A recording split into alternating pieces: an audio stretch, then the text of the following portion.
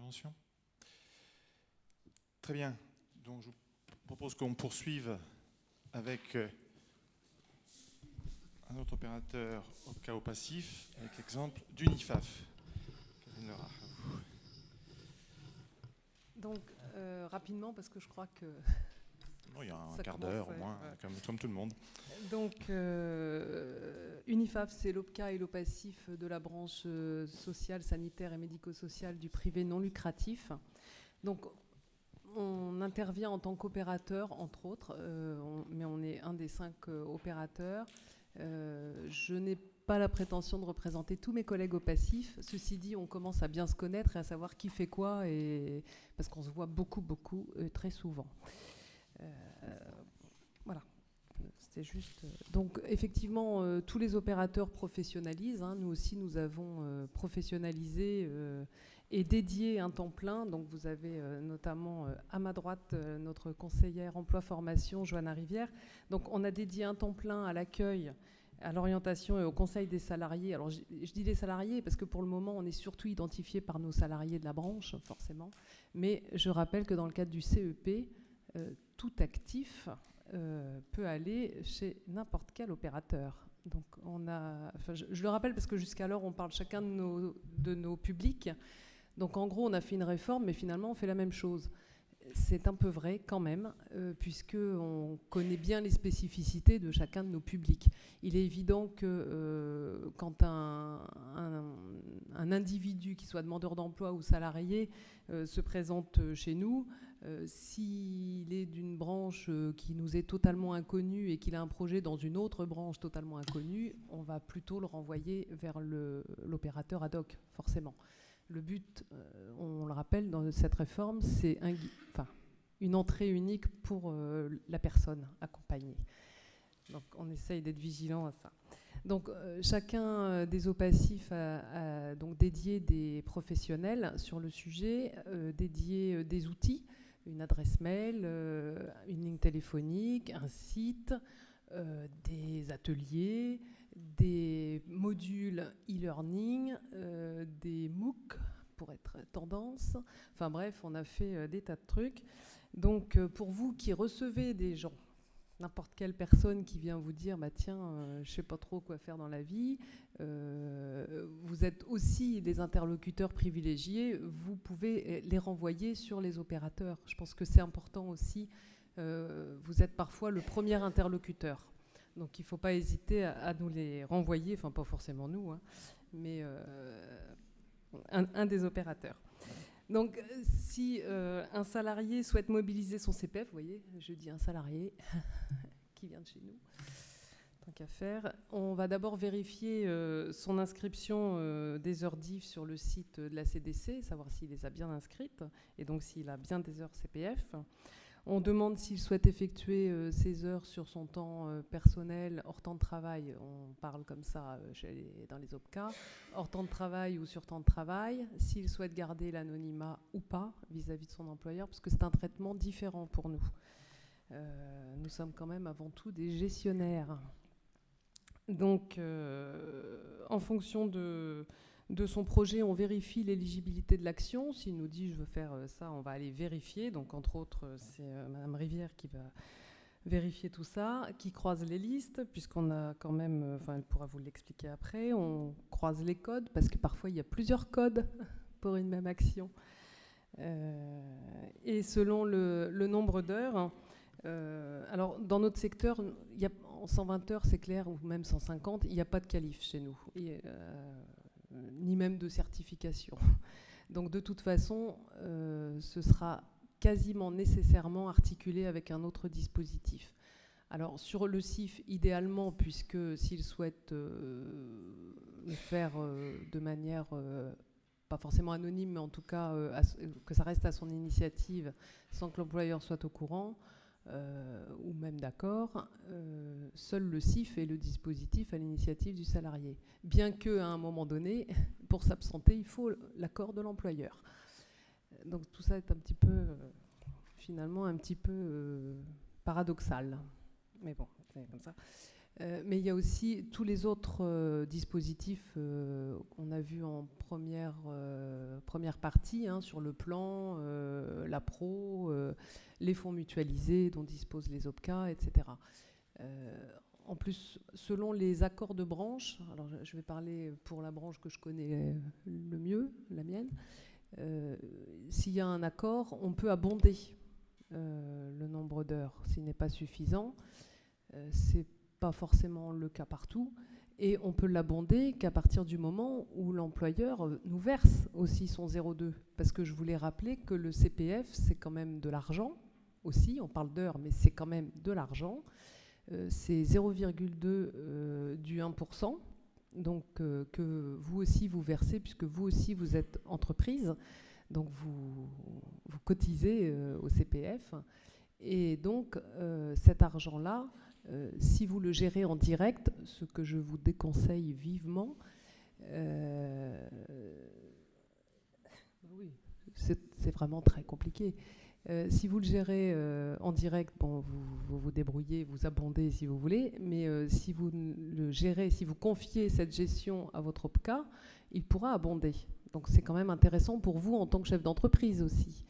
C'était juste le petit clin d'œil, pour vous rappeler que vous aussi, vous pouvez activer vos CPF et vos salariés aussi. Voilà. Donc on fait une proposition de prise en charge. C'est une proposition de prise en charge pour une formation et qui portera sur les coûts pédagogiques, bien sûr, les frais annexes. Donc ça, c'est pas anodin pour les salariés. D'autant qu'entre la VAE, je vais peut-être rentrer un peu dans la cuisine, mais sur une VAE, par exemple, on ne prend pas en charge les frais. Or, dans le cas d'un CPF, on les prend en charge. Donc, ça peut être intéressant de le savoir. On dispose de fonds, donc autant y aller. Et il y a d'autres trucs qu'on paye, je ne sais plus. Oui, des frais de garde éventuellement. Voilà. Donc, tout ça pour dire qu'il faut quand même s'il y a une articulation, il faut quand même l'accord du titulaire du compte. Alors, c'est vrai que nous, on intervient aussi dans les entreprises, enfin dans nos établissements, pour expliquer l'intérêt, notamment dans le cadre de l'entretien professionnel, de penser à évoquer avec son salarié la possibilité du CEP de bénéficier d'un conseil en évolution professionnelle, mais aussi d'utiliser son CPF. Pourquoi pas en articulation avec le plan, si les deux se rencontrent. Si l'entreprise y trouve son compte et le salarié aussi, pourquoi pas. Voilà, c'est pas du tout antinomique. Et je vois que Madame Cossens écoute. Et l'intérêt aussi, on va parler financièrement, des choses qui vous intéressent, on règle directement la prise en charge à l'OF, donc par convention. Alors, sur tous les autres principes d'inscription, de validation, on fonctionne tous pareil, hein, sauf qu'on n'a pas l'abondement. C'est FPSPP ? Enfin, bon, Johanna va vous expliquer l'abondement FPSPP. Donc, par contre, ce que je voulais absolument, c'est toujours sous réserve de fonds disponibles, forcément. Si un salarié vient et dit bah non, on ne m'a pas accordé mon CPF, ça peut être tout simplement pour ça, parce qu'il n'y a pas de fonds. Bon, pas en 2015. Hein. En 2015, il y a des fonds. Mais en 2018, quand ça fonctionnera du tonnerre, il se pourra peut-être qu'il n'y ait plus de fonds. Donc voilà.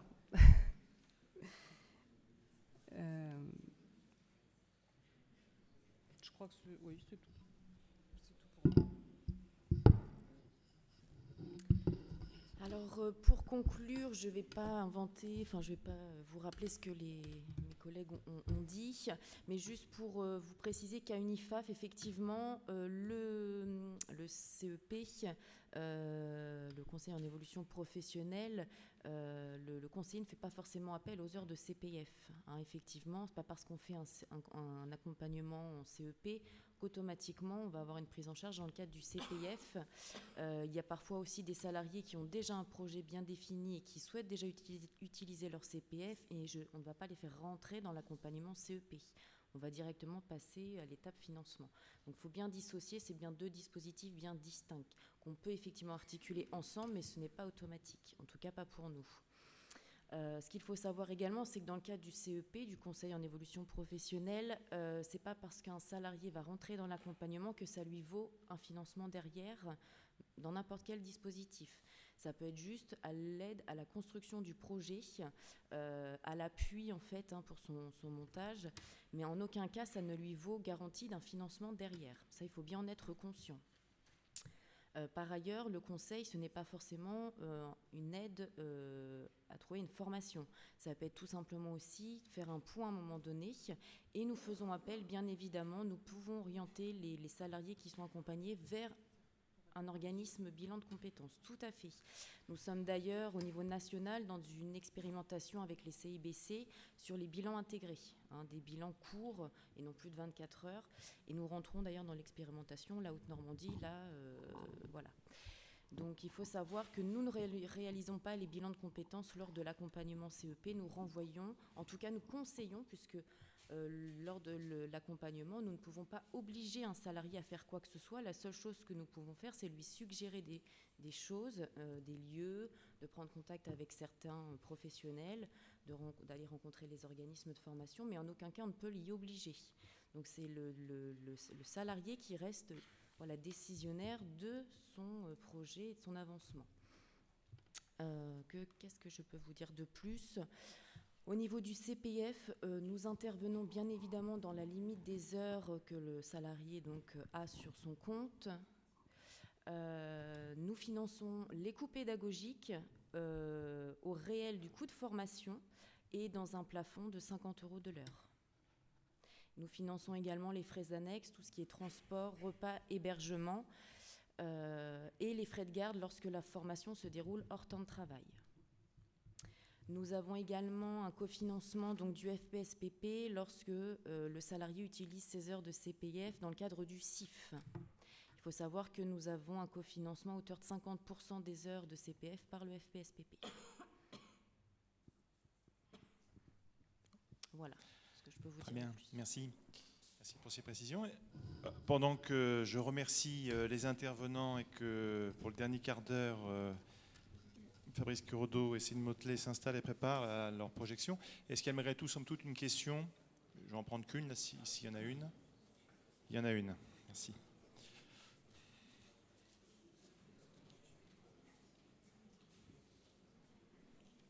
Bonjour, Yannick Guézon, je suis organisme de formation informatique. Ce sera un peu le même type de questions qu'on a eu tout à l'heure à destination de Pôle emploi, mais là plutôt dans le cas d'un salarié qui vous contacte. Là, vous avez annoncé effectivement une prise en charge de 50 € de l'heure. C'est propre à votre OPCA ou c'est généralisé dans tous les OPCA, ou est-ce que ça peut être lié par rapport... Apparemment, avec le DIF, avant, c'était le salaire moyen, le taux horaire moyen qui était valorisé multiplié par les 120 heures. Est-ce que c'est toujours d'actualité pour les salariés avec maintenant le CPF ? Merci.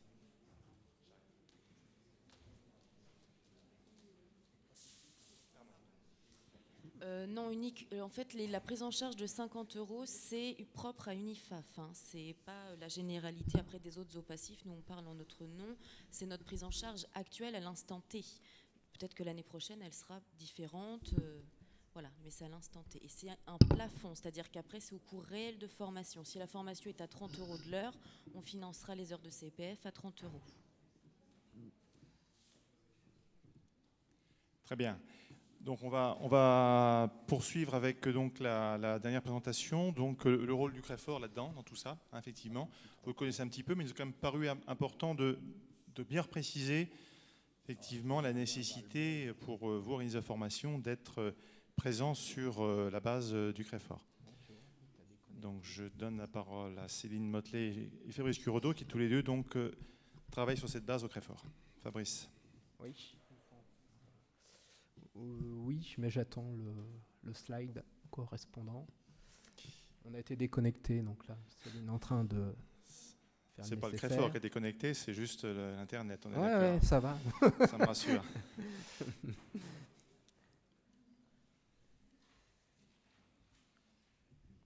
Donc une petite présentation d'un quart d'heure, on terminera avec une conclusion de Madame Gossens, donc au nom des partenaires sociaux. Bonjour à tous et à toutes. Il ne reste pas beaucoup de temps, donc je vais réduire un peu mon intervention.